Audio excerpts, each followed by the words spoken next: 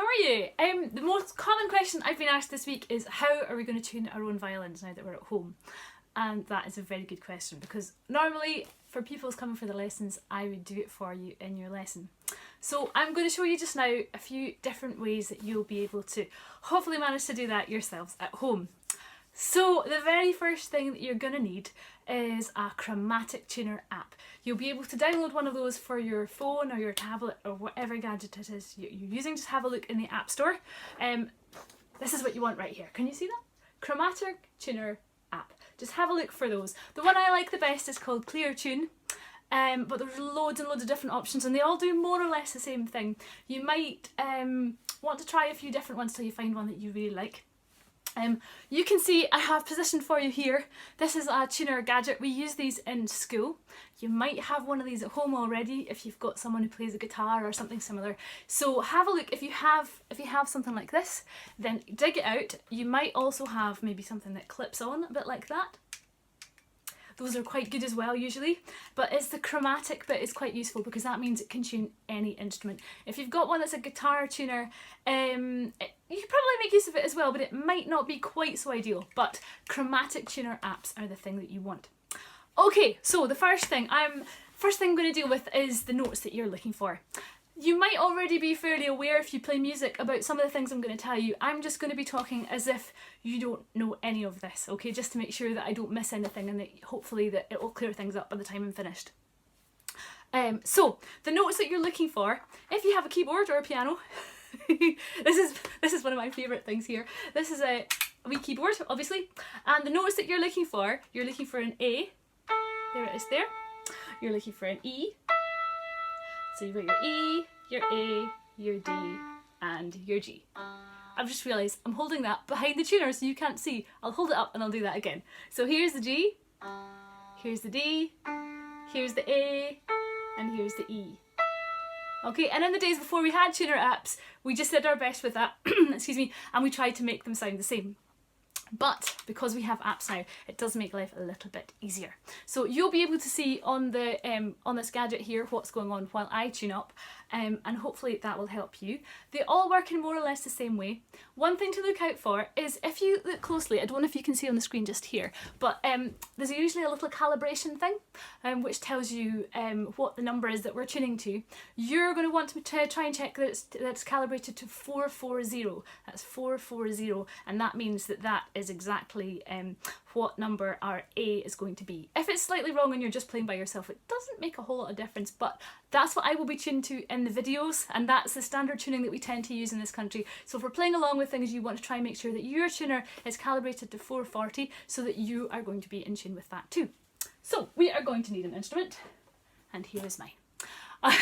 Right, first of all, the easiest way to tune it is just to pluck the string and see what the tuner does. For example, if I pluck my A right now, hopefully you can see that it's lighting up. You want it to light up on the green in the middle. Okay, and if it doesn't, we're going to use the fine tuners. Can you see these bits here are the fine tuners?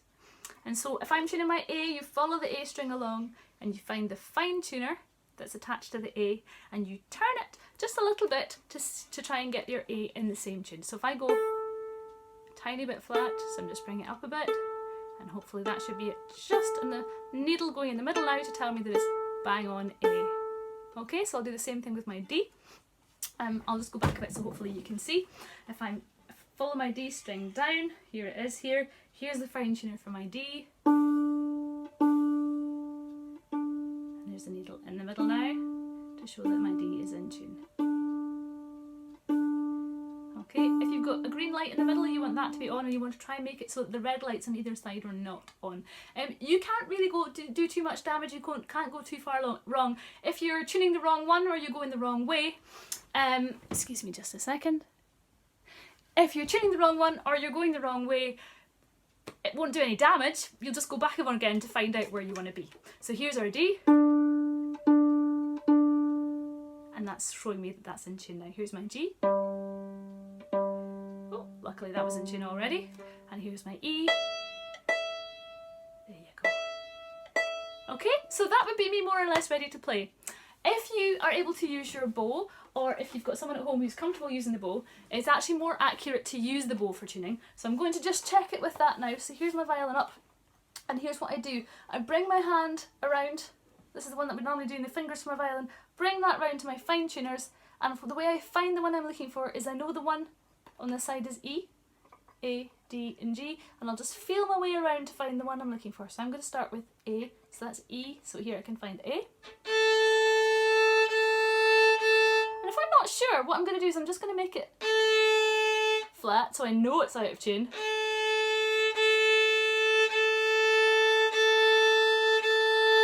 And as I bring it up, you can see the needle moving, and then you can see when it's in tune. Here comes my D. Here comes my G. And then my E.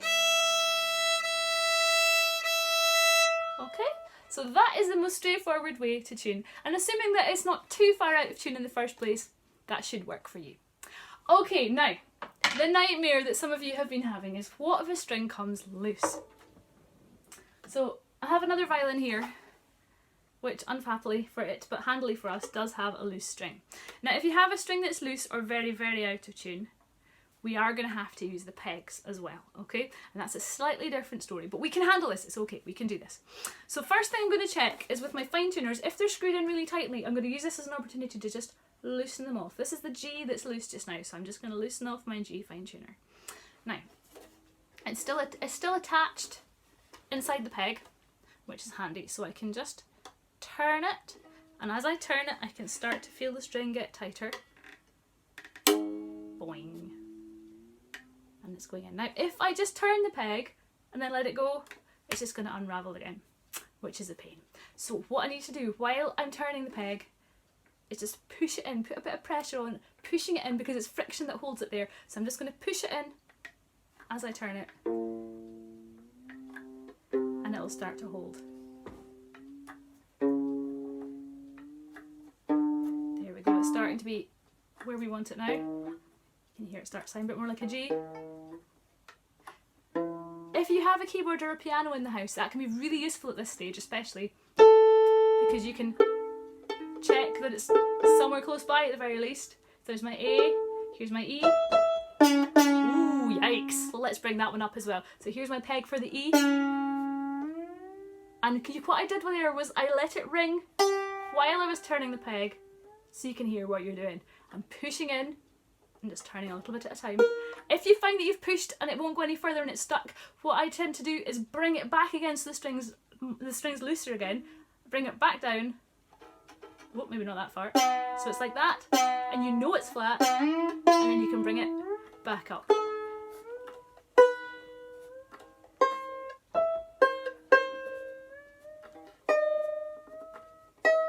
And you can hear it's getting there now. Well, it's closer.